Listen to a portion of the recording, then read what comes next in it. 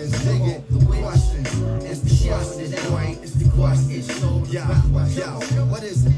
I assume that you do some sort of self-grooming or self-maintenance there. You look clean. It doesn't look like you just, nothing is happening. No, I'm not like a total disaster. I've figured out, but I did get caught up on Instagram ordering like an awesome, what appeared to be an amazing face clipper. Yeah. Like a beard trimmer. Yeah. And it literally was like the classic Instagram fail, worked for like 8 seconds and stopped working. But I'm managing. I've become a real mark for any kind of targeted advertising online. I used to feel like I was very discerning about it. And now every time I go onto Instagram or Facebook, I'm always just like, I absolutely need this product that I'm fully aware of is in no way going to be nearly as good as what they're promising. But I have to like grab my hand with the other hand and not order it. I've seen so many grooming things, a lot of things to remove earwax. I'm obsessed with it. If I saw one of those, I might fall for it. The other day I saw one that was a back straightener. Get your posture right joint. Yeah, I need it. We all need it. We're all hunched over our phones and laptops. Look how different I just got in 1 second. I never look like that. Yeah. All you have to do is just, you don't need the product. You can just talk about the existence of said product, and then you'll adjust. Oh, thanks. Peter, we're so thrilled to have you. It's not lost on me as well. We really appreciate you being on here, considering you basically talk all day for a living. So just the idea for you to do this at the end of your day, we appreciate that. We're really appreciative of it. How is... I mean, are you broadcasting in your various places from home now, or what's your life like? Yeah, I do my ESPN show in here. That's like the tripod camera light thing. Nice. And like the backdrop thing that I use. Yep. It's like blocking my turntables. All like my childhood is blocked by this adulthood. I feel like there's some sort of symbolism there, maybe. But I know. I don't want to read into it. And then in the other room, because I was doing it all in the same place and it made me miserable. So now I do Hot 97 in the living room where I don't need I don't need a camera or anything. You know, we just do Zoom. So I set that up in the living room. And yeah, I've been really fortunate. You know, there've been some like slight financial things at work that we've had to deal with at our jobs, but nothing like we've been relatively unscathed considering just how many people have taken such huge L's. So very, very fortunate to be working, and it's been cool. And I would imagine too, for somebody who works a morning show, there has to be a bit of a silver lining that you now don't have to leave your house to do the morning show. Like it's become less than a bit. It's really nice. That part's really nice. Like, and I'm not a morning person, even though I've been doing mornings for over a decade now. Sure. I'm not a morning person. I'm always running late. So this is much better for me. I mean, it might be a situation where when things open back up, you might just be like, hey guys, I'm straight. Like, no, this is cool. Like this is, well, listen, the fact of the matter is, if you're in broadcast and you found a way to work through this, there's no way moving forward in the future, it's not going to be at least slightly more acceptable to work from home. It's just the way it's going to be. Yeah. And we all have to come to terms with that. I mean, in all forms, like I had a doctor's appointment where I knew that, like, I've had an appointment with this doctor before, and it's just to get a prescription filled. And they always make me go in. I have to go in, wait to be seen, barely even interact with the physician, and then just get the refill. Yep. During these circumstances, I basically was able to just call them, and I was like, you can't put the genie back in the bottle now. Like, no. Like, we know that this works. So I don't know.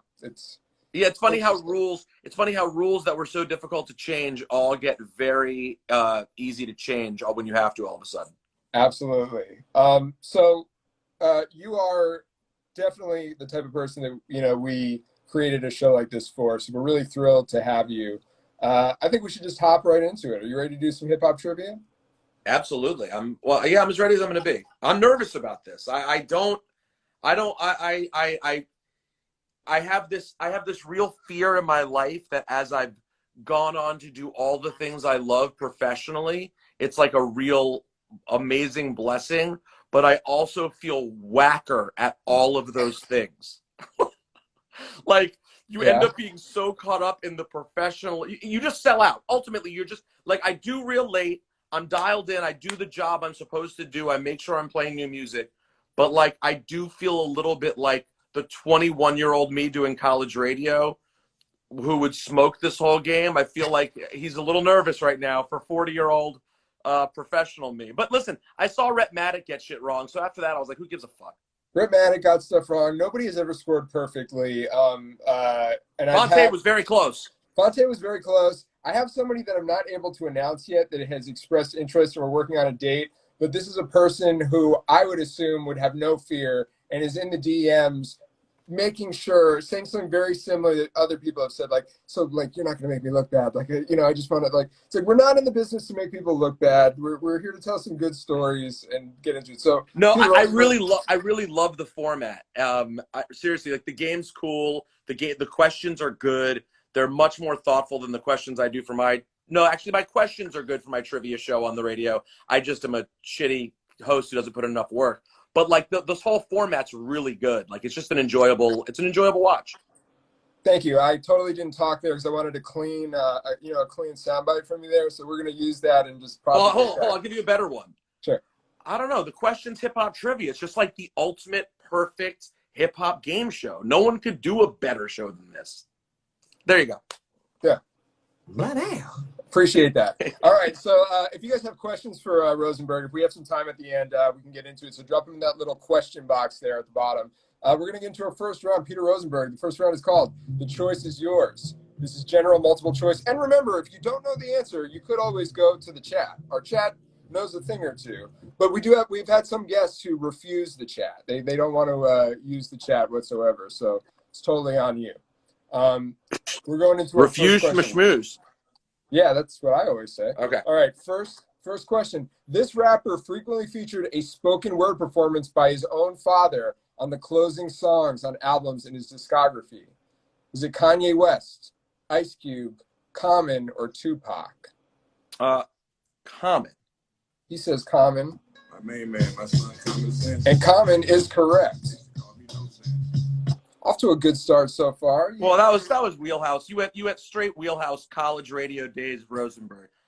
It was funny. Someone I saw in the when I retweeted this, someone was like, "Don't ask him Kendrick Lamar questions."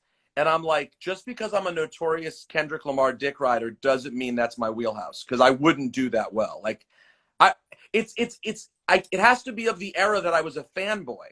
Like, sure. Kendrick, I love Kendrick. I helped push Kendrick, but I'm not a fanboy. There's no way you could be as immersed in his music at this stage or in the last, 5 years of your life as you would when you were a college DJ or just absorbing everything like a sponge, right? Yeah, it's a funny thing that people think I'm like the world's biggest Kendrick fan, and it's like, I think Kendrick's success was very, very important, and I worked as hard as I could to push that idea forward. And I listened to a lot of Kendrick, but I mean, I didn't fucking host a show for them and then get in the car and just turn it. Like, I mean, you grow a little bit. You gotta but I like starting with Common. That's a good place for me. What's your favorite Common album? So I was a really huge fan of Can I Borrow a Dollar, which I know you don't hear every day. Resurrection Common was like an adjustment for me because I loved Can I Borrow a Dollar Common so much.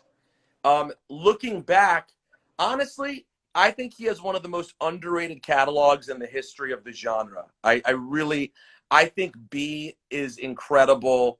Like Water for Chocolate's obviously phenomenal. Finding Forever is wildly underrated.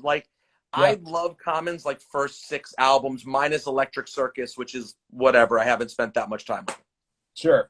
Even I think it's not his most recent one. It's his last one. Black America, again, kind of the thing that hurt that album was that it came out and then a week later the Tribe Called Quest album came out. So it was. I don't know if it would have gotten as much attention anyway, but for that section, because it was kind of like a return of to the Water for Chocolate era. It felt very Soulquarian-y, and a bunch of people who might have been fixated on that immediately their tribe. Right, that's a really good point. But Common also got to a place that I do an interview show on Complex, and I had John Legend the other day, and I was like, what's your mentality for making music when you're completely famous now independently of music? Like, you Right. don't have to, Common doesn't have to do albums. He just does them to do them. So Right. it's such a different way of having a career versus like every time you drop, this is where your make or bills are break. paid. Yeah, Right. yeah, exactly. Nobody's getting paid off music these days, or very few. All right, we're going to move on to our next question. This one strikes a little close to home for you, Mr. Rosenberg. Which of these rappers does not hail from the state of Maryland? Is it Edon, Kid Cudi, Logic, or Odyssey? Oh, that would be Kid Cudi. He says Kid Cudi, and Kid Cudi is correct. How often do you go back? Like, are you still like sort of connected to the DMV in general? I mean, obviously I'm sure you've spent more of your adult life at this point in New York than back home, right? Yeah, I spend a lot more time here, but I'm going home on Wednesday or Thursday for the first time in a long time since this all happened. But my family's still there, so I spend a good amount of time there, and a lot of the artists who I'm cool with from there, I'm still close with. Odyssey and I have always stayed close. Yeah. But so yeah, it's weird. I call it home. It's like, hey, I'm going home. Right. But really, when I come back here is when I'm going home. You're going to your folks' house when you go to Maryland. It's a weird mix in that regard. Like, now, it's the one place, I could easily move there for a year and I'm sure it would feel like home again. But at this point, when you don't have your own place to go and you're a grown-ass adult, it's not home in the same way. And DC changed so much in the years I've been gone. Like, it has socially changed. Like, the places people go, it is a completely different town than when I left. Yeah. So it's a little bit hard to like just jump right back in and feel like it's still the same. Yeah, totally. A lot has changed in DC, even beyond the president and the White House. Yeah, a lot of a different dynamic. Yeah. All right. We're gonna get into politics later, not right now. All right. The third question rather in this round. Jay-Z loves a good collaboration.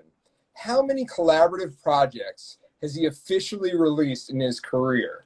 Is the answer 2, 3, 4, or 5?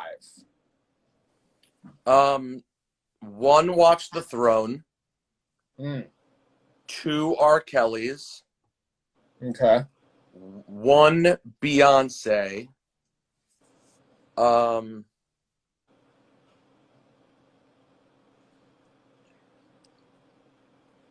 I don't think there's another one. Now, I guess you could be iffy because the second R. Kelly one got shelved, but it's made, it's available, it's out there. I believe a lot of different numbers from the chat right now. They're by the way, but someone just gave me a cheat one. I admit they just gave me one I forgot. Linkin Park, so it would be 5. He's going with 5. And 5 is absolutely correct. We have both of the Best of Both Worlds albums. That's 2. The Jay-Z Linkin Park mashup collaboration, that counts. It was officially released. Watch the Throne and the Beyonce album. 5. Great job. So, by the way, that was perfect that I would have forgotten Linkin Park. I have literally never put it on. It made him a lot of money. It did good things for him. I literally never in my life listened to it besides the Numb Encore. That was like a big hit. It was ubiquitous. You listened to it, but you didn't have a choice in the matter. It was just right. And by the way, I'd probably go back and like some of it. I'm sure it's fine, but I never give a shit. You did the second iteration of Juan Epstein podcast that you and Cypher Sounds did focused completely on Jay-Z. I haven't kept up with since then, but are you thinking about revisiting that, like with another subject or artist? Where are you at in the Juan Epstein sort of movement? I think that Cypher and I, that wasn't our ideal way to do a podcast. We understood why it was a good idea to come up with a theme And we're down to do a theme. We just want it to be more broad. Where like, if the theme is a label, and every episode we interview different people from the label, that'd be amazing. Yeah. 90s West Coast, and all we do is 90s West Coast. But like for us, I think we ended up sort of, you know, as the host of my afternoon radio show, Michael Kay always says, half pregnant. We were a little bit half pregnant. Like we wanted to be this, like, you know, serious podcast, NPR style, but then we still wanted to be us. It's a great idea. It just required, I think, a level of production that was a pain in the ass.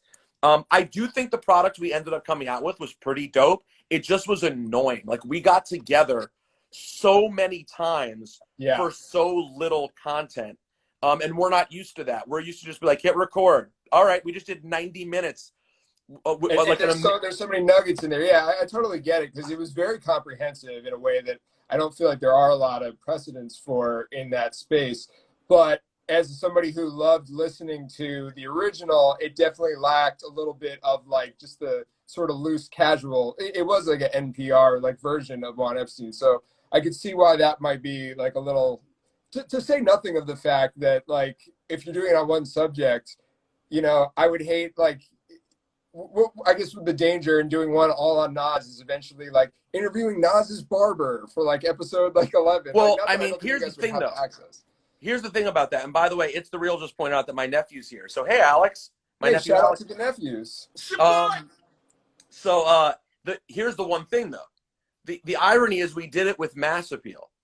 Yeah. So in theory, doing a Nas podcast should have been like, let us get Nas for like 8 hours. Right. Like, let's do the biggest Nas thing ever. It didn't seem like that was going to happen.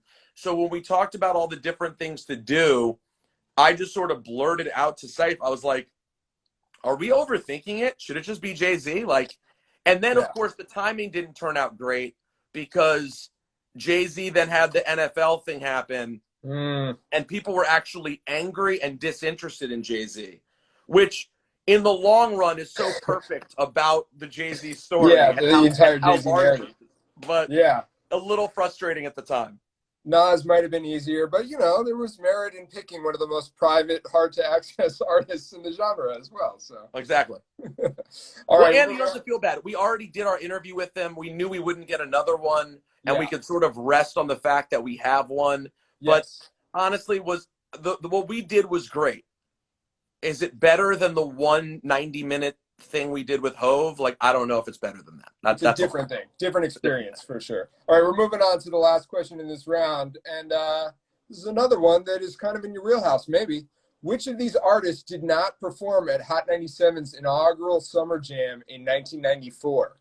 Was it Arrested Development, Diggable Planets, Gangstar, or the man we were just speaking about, Nas, who did not perform at Summer Jam 94? I'm not 100% sure, but I'm not going to look to anyone else because that's whack on this subject. I'm going to go with B, Diggable Planets. He's going D, Diggable Planets. B, Diggable Planets. B. And he is correct. Diggable Planets was not on the bill at the original Summer Jam. What was the first Summer Jam that you attended? The first Summer Jam I attended was the first one that I worked, which was 2007. It was my first day of work ever. I had never worked for Hot, and they just kind of told me to like come to the stadium and pick up a credential. And so like, if you can imagine a 27-year-old whose like entire life dream was to make it there. It's been leading up to that moment.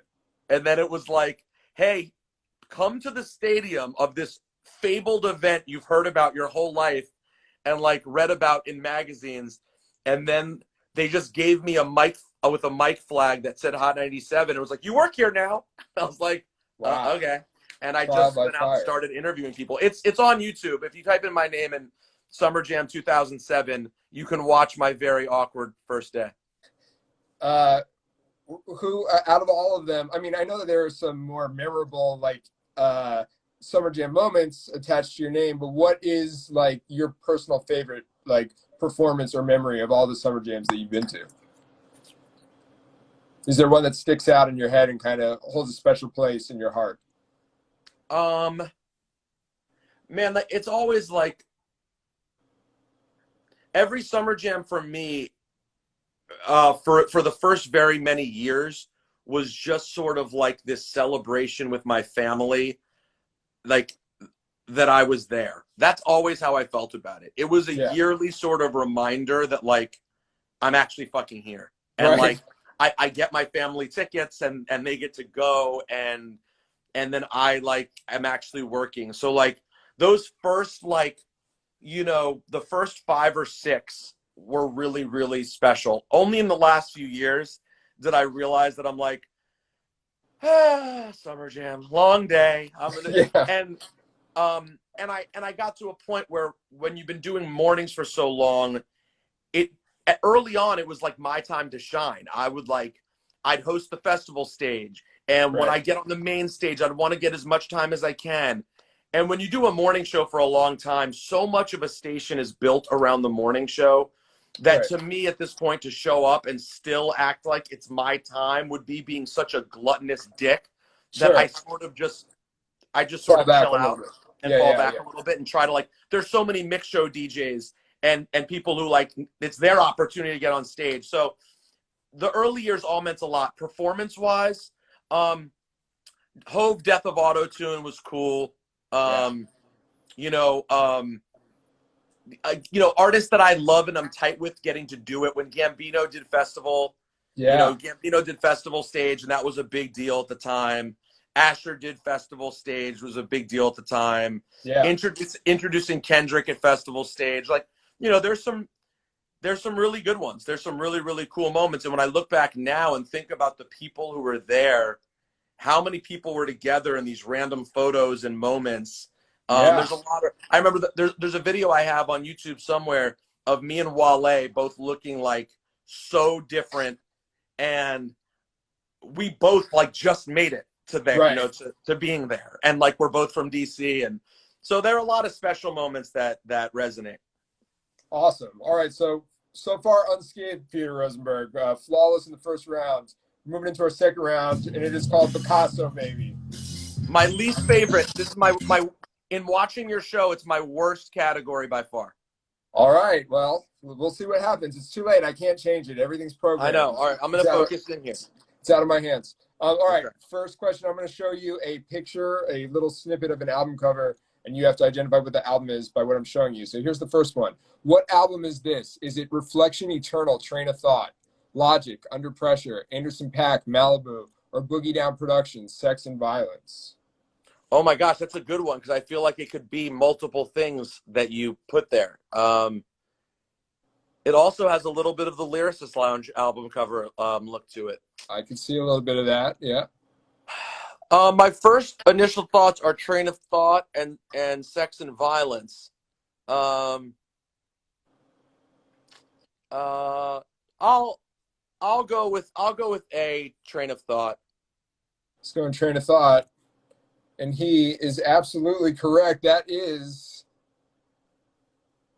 Let me see the whole thing. Ah, the leg. There you go. Yeah, so okay. A little bit of a leg, a little bit of a boombox. You know, you had to do that in the 90s. Raucous Records. It was super important to represent at all times. You were picking up on some Lyricist Lounge vibes there. Exactly. So far, so good. All right. All right, let's move on to our second question in this round.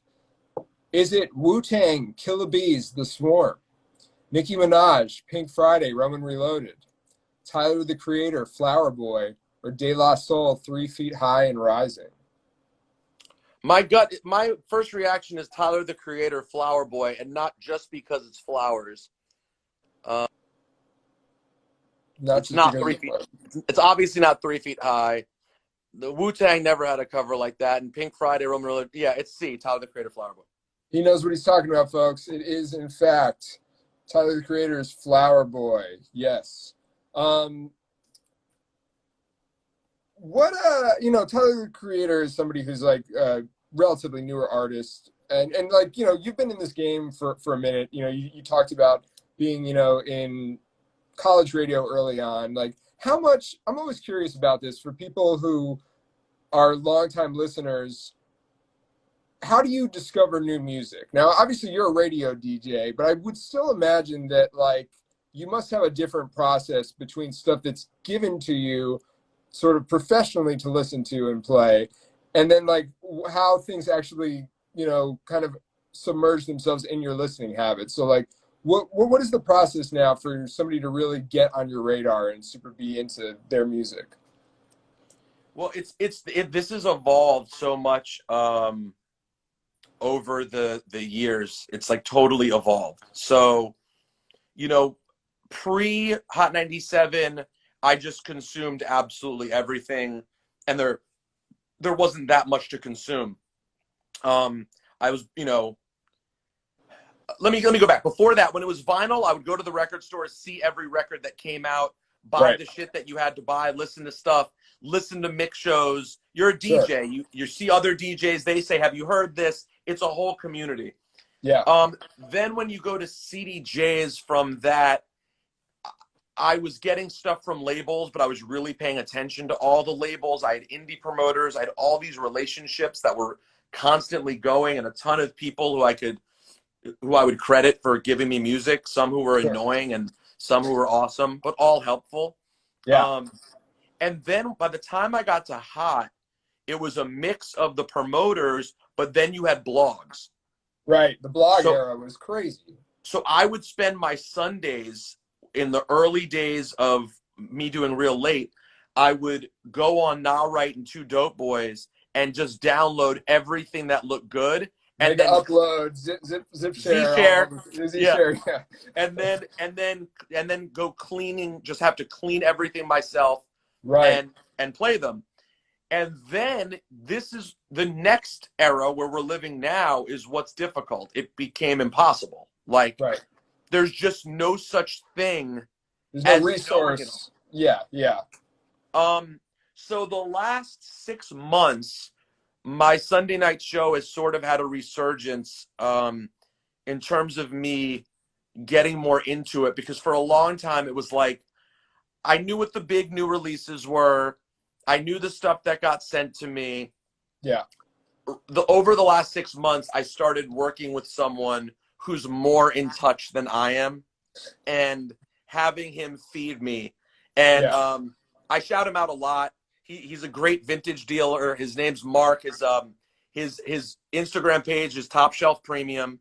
And he makes his own mixtapes. Like, he was already doing his own mixtapes. He does a freestyle series that are dope.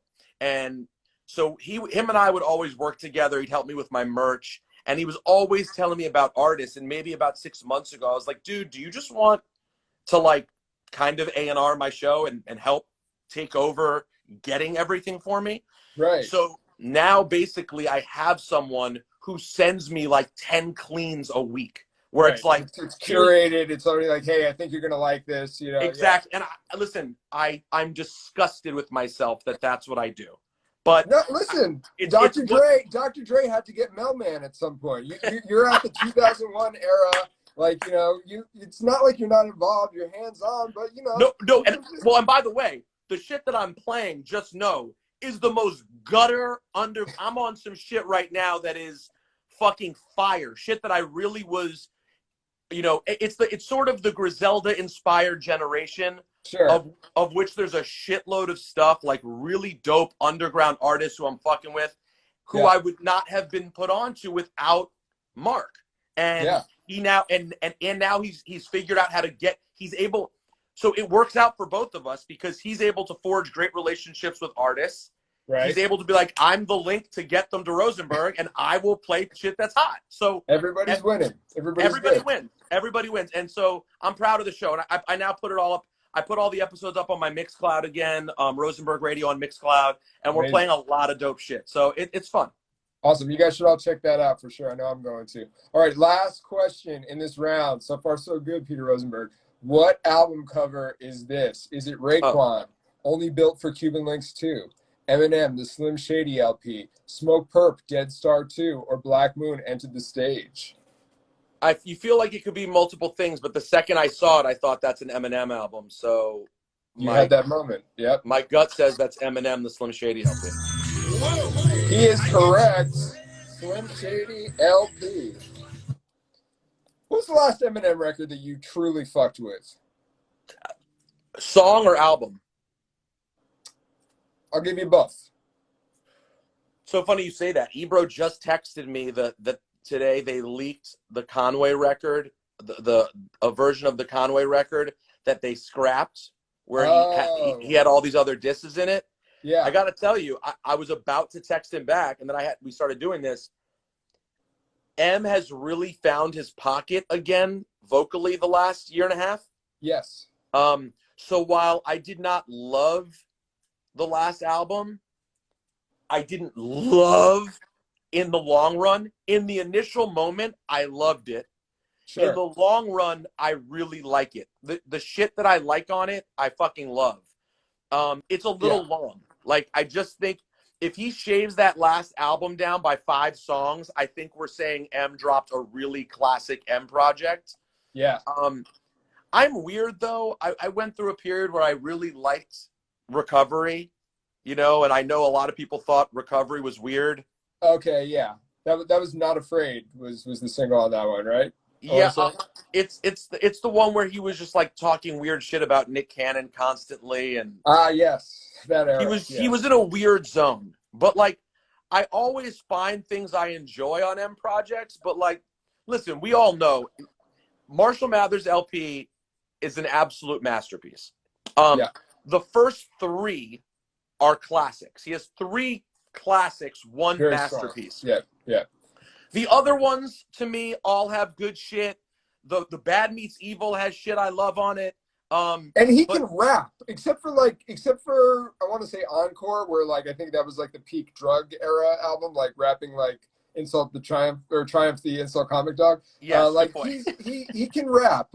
Also, shout out to you saying that Recovery was the weird one following the album where he primarily rapped in a Scottish accent. Wait, no. Was that Relapse? I believe Relapse was the first one. That was the Scottish accent. Oh no, that was the weird. That was the one I liked. Oh, that was the weird. That one. was the weird. That was the one that had the bagpipes one. Yeah, so that was Relapse, I believe. Okay, and then yes, Recovery Relapse, was the follow. Relapse was the weird one that I fucked with. But yeah. By the way, a comment said not a masterpiece. Eminem has skills but 0 bangers. Fuck your bangers. Marshall Mathers LP is a masterpiece. It is you walk out of the studio after you make Stan and you go, whatever else we do from here on in, it's cool. But like, he did things on that album that he's the only one who's ever done it. But you're not disputing the fact that one could say that Stan is not technically a banger. Like Stan, not remotely a banger. Yeah, but by the way, but if you want to have banger talk, Marshall Mathers LP 2 has fucking Bitch Please 2. Yeah. Bitch Please 2 is a fucking banger. I'm not saying you want to play it in the club every night. M doesn't have club hits, but he has fucking bangers out there. Fuck You is a banger. Like he's got a lot of shit. Yeah, I mean, he's made his mark. Like that's I think he's good. I think he's cool with it all. I think that this Marshall Mathers guy is going to be okay. Yeah, he'll be fine. I think we can say. All right, so Rosenberg, you cleaned up on that second round. We're moving into our third, digging in the crates. This is our sample round, and so I am going to ask you a question, play you a sample, and you'll have to answer a question about the sample that you hear. So here we go. First question. A Kanye West song from this album samples Arthur Russell's Answer Me. I'll play you that sample right now.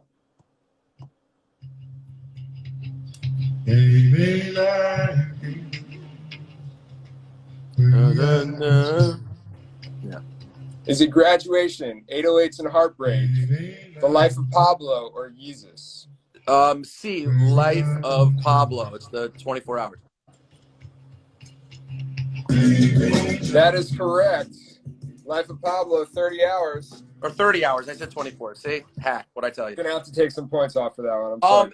By the way, Kanye at this point was getting to the point of nearly unbearable. His release schedule for this album was a fucking nightmare. It was so annoying. And then the album came out, and in spite of all the fuckery, the album was, I mean, the first like 1 through 11 or so is just like fucking crazy. Is that the? I mean, I'm guessing you weren't super into the gospel album or the other album before that. Yay and the gospel one musically have things that I like. Yeah.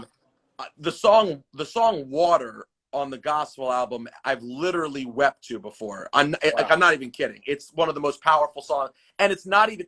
And I made a version for myself without him rapping on it.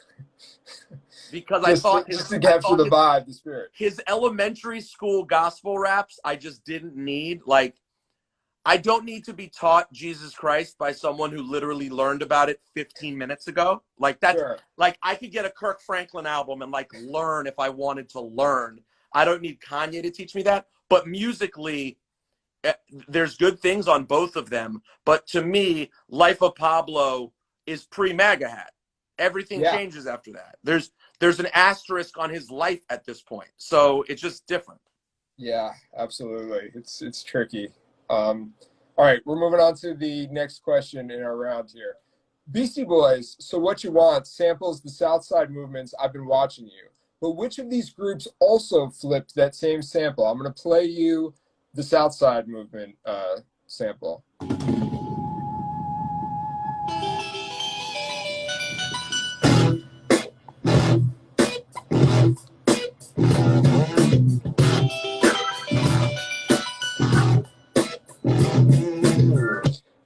Is it House of Pain, Atmosphere, Public Enemy, or Hieroglyphics?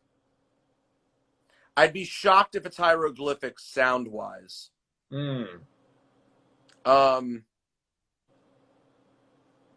would think, people are saying Hieroglyphics. Wow, that's a bad call by me right away. I mean, if you go with it, you'll be shocked if it's true. I would have no idea if it's an Atmosphere song because I know like 2 Atmosphere songs. It's fair. I would think it's weird to be House of Pain because it's a Beastie Boys question. I don't know. It just seems like that would be a weird way to go. Sure. And I don't recognize it as PE. Oh, wow. Now half the chat saying Atmosphere. There's a mutiny going on right now. I'm sweating. Okay, so my answer was going to be Atmosphere because it doesn't sound like a Hyro sample, and I don't think it's the first 2. So since the chat is mixed, I'll go with my original gut, which was Atmosphere. He's going Atmosphere. Let's hear what the answer was.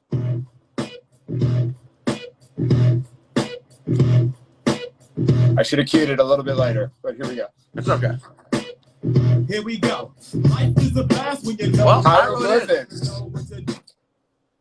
Pete, I mean, I don't know how I get up from this. It's not looking good. I got to be honest with you. No. What's that from? What's that from? It's from the Third Eye Vision compilation album, which was the first one that they put out independently after. I remember it well. And they shot a video for it. It was a Adele solo song called "At the Helm" was the name of the song. If you had played the sample for "You'll Never Know," I would have remembered it, and that would have been it. See, he's appealing to our sensibilities right now. He's not out of his Hyro bag completely. No, I just I have it, but I didn't know the song. If you know, you know. All right, let's move on to our final song. Shout out DJ Trackstar in the building. Hey, Trackstar. Yeah, he's been on the show before. He said that Dell went at Cube on that song? I guess you could infer. I guess if you told me that it was about Cube, I wouldn't be like shocked, but I never listened to that song and thought it was an anti-Cube song. I don't know how hard they fell out, because Ice Cube was like heavily involved in Dell's first album. They're cousins, and he kind of put him on, but then they never worked together again. So I don't know, Trackstar, if you have info that we don't know. Yeah, I would love to. I don't know that. Yeah, let's break some news here. I've never really thought much about how they never were involved again. It's an interesting point. Yeah, I don't know. I mean, I think maybe it could have just been that Dell didn't want to do the kind of music Ice Cube was doing, but Trackstar clearly has some info we don't know, so we might have to. He knows things. Yeah, rumor mill with DJ Trackstar. All right, final question. Right now, Trackstar saying maybe I'm wrong. I remember hearing that.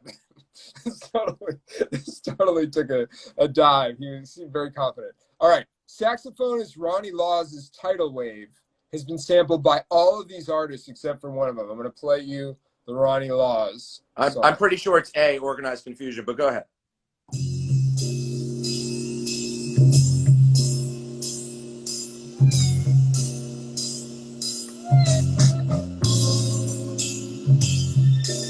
All right, so what do you think? Well, I know it's Usher, Think of You. I know it's Black Moon, Who Got the Props. The thing is, I was thinking J. Cole for a second because I was thinking about the J. Cole, the other shit, the Tribe sample, the Electric Relaxation. All right. So then it makes me think it's actually Organized and not.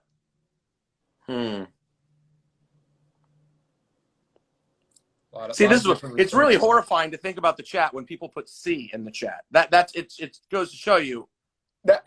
Guys, maybe you're not reading the question or paying attention. We're looking for who hasn't sampled it. Not the most famous sample of it. Not the sample that it obviously is. Yeah, a lot of mixed responses. Yeah, I mean, listen, they're a confident chat, but they're not always accurate. I should have said that earlier. So it's J. Cole or Organized. Oh, this is hard. I mean, we had to pull out the big guns for you, Rosenberg. Like we knew what. Listen, this is. I'm gonna go A on the strength of the time period. Did they also use it? You're gonna play me an Organized record, and I'm like, what the fuck? And I don't know the Cole record that used it. Right. Somebody said, "We are the proud, we are the stupid, we are the chat." Well said. Well said. Well said. It's really, really good. I'm gonna go A, Organized, and I know I could be wrong. All right, let's hear a little prove out here. First, obviously.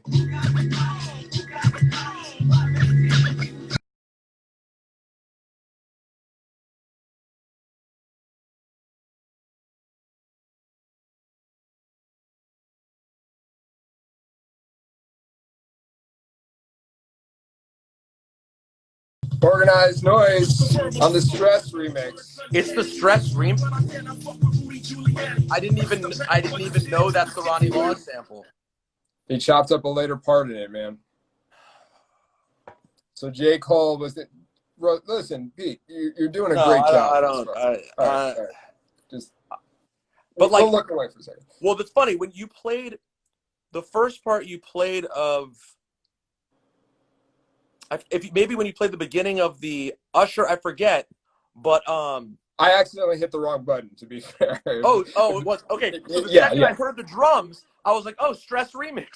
Yeah, but I was like, it's right there. I didn't think of it as the Stress remix. Let's change the subject really quick. Jake, we're switching topics. It's fine. We're gonna run out of time here. We might have to hop back in for a second part, but we're almost to the end here. But I can't have this conversation with you without referencing J. Cole. What do you make of this whole J. Cole no name like business here? Like what are your thoughts on the feud that's happening right now, or maybe not happening anymore? Yeah, usually these days I usually go with a hard I'm white, no one cares. Is generally that's where I lean towards on a lot of these current conversations. Should write that one down for me. Hold on. Yeah, write it down. As the show gets more popular, it's one you'll have to learn. I don't think. Listen, the truth is, I don't think Cole did anything wrong. I think that's what Cole does, and I think in doing it, he magnifies someone else's platform by 1,000,000 times. Like to me, questioning J. Cole in that sense, like I just can't do it. He's always done the right thing. I trust him, and so. No name. She seemed to have sort of admit this afterwards. Right. She kind of stepped it back a little bit. The first thought I had was, you're saying you're upset that he's trying to take advantage of a moment and exploiting it by talking about you. So you exploited that moment and put out a song yourself. Yeah. Seems like we're all doing the same thing and we're all on the same side. So This doesn't seem like a thing to me. Yeah, and certainly larger issues. So let me spin this off into something maybe that is more appropriate. As a white man in hip hop, occupying this space, what do you think is the best way for people who look like us to be allies in this space? This is a huge fucking question. So like, But in your experience, and you've had a unique experience in that you have grown and went through a lot, and it's all been public. You've done a lot for the culture, and like there are just as many things that I'm sure you can look back on and be like, oh, like, you know, there's controversies, there's things. Navigating that space is kind of crazy. So what do you think in this time? What do you think is the best thing that white people in hip hop can do as an ally? The thing I'm trying to do is, in my time, when I'm on Hot these days, I do a lot more listening and asking questions. Now, yeah. I will occasionally push back on Ebro on something where I'll be like, "Are you sure that? Do you definitely think that's the thing there?" Occasionally, I will challenge him, but I generally agree with 99% of the things he says anyway. Sure. So I will echo the sentiment, but like the fact is, on Hot, I think my job is to be there and listen and give perspective. If I have a perspective, like I live on the Upper West Side, I've realized I don't think any black people live in my building. Right. I'm going to talk about that, and I'm going to try to do something about it, ask questions, try to get answers, report on the things that I'm hearing from white people.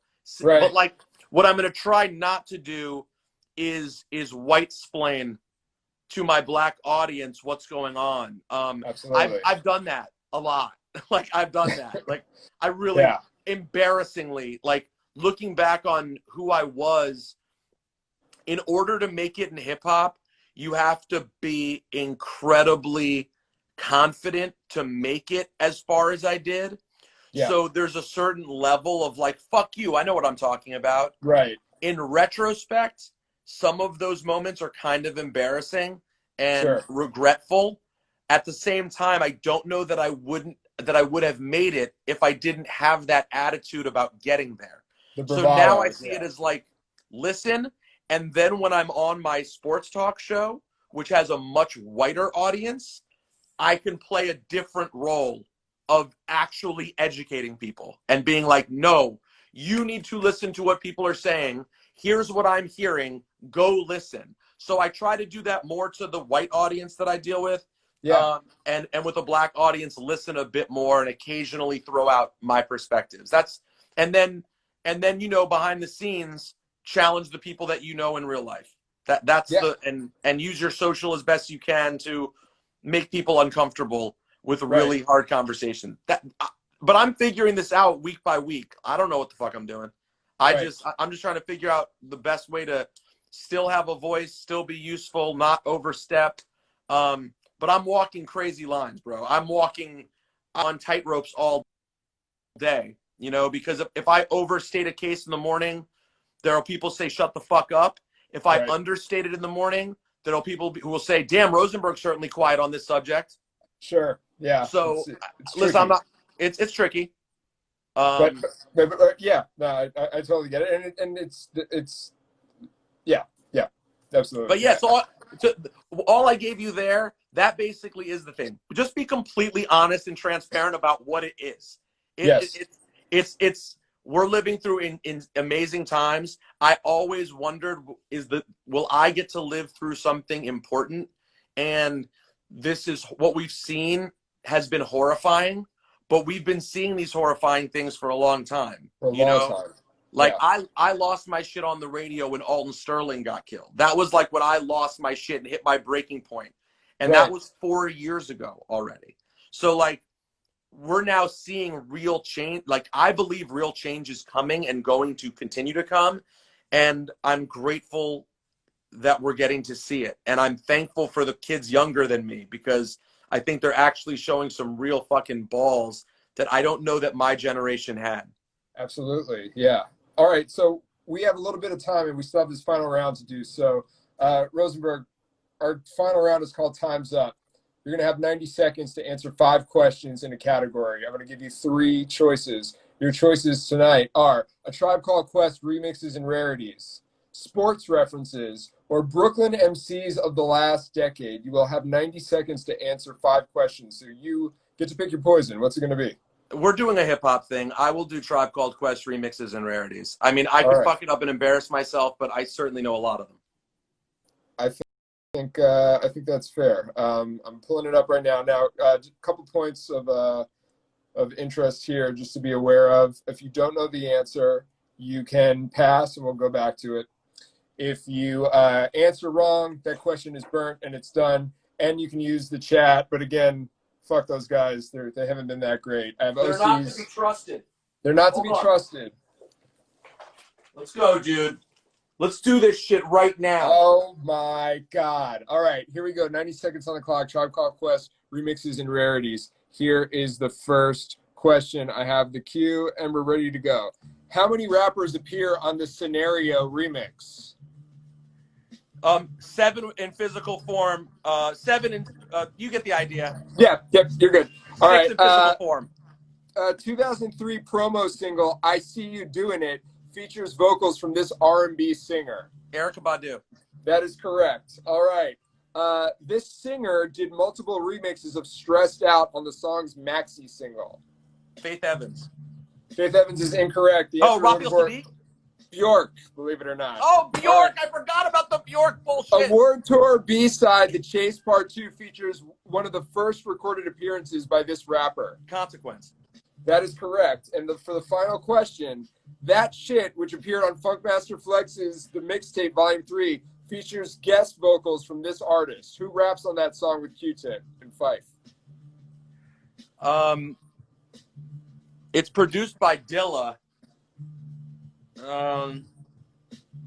Or is it featuring Dilla? I'm gonna go Dilla. Dilla is correct. All right. Peter Rosenberg, you are a champion in our eyes. For the record, for those who don't know, by the way, the reason this was fun to pull out, I know you know this, but is that the revised quest for the what's called Season Traveler, this was the Tribe Rarity album that came out. It's not even that great. Some of them are great. Some are meh. I'm so but mad it's I something forgot that you about want to have. It was good timing to pull it out. I'm gonna go through your answers here. Peter Rosenberg, who do you challenge to come on the show? This is your moment, like wrestling style, to look at the camera and challenge who you think needs to come on the show. Well, I'm gonna do 2. I'll try. I'm gonna think of one that would like actually get you views, and then another one that would just be entertaining. We're into both. If you've watched our show, we go for the views. Yeah, you know what? For the fun one, I'm going to tell you to have my brother on, who's tremendous. Nick Rosenberg. My brother will go head to head with anybody on hip hop trivia, and he'd be great. For someone who just straight up knows the raps,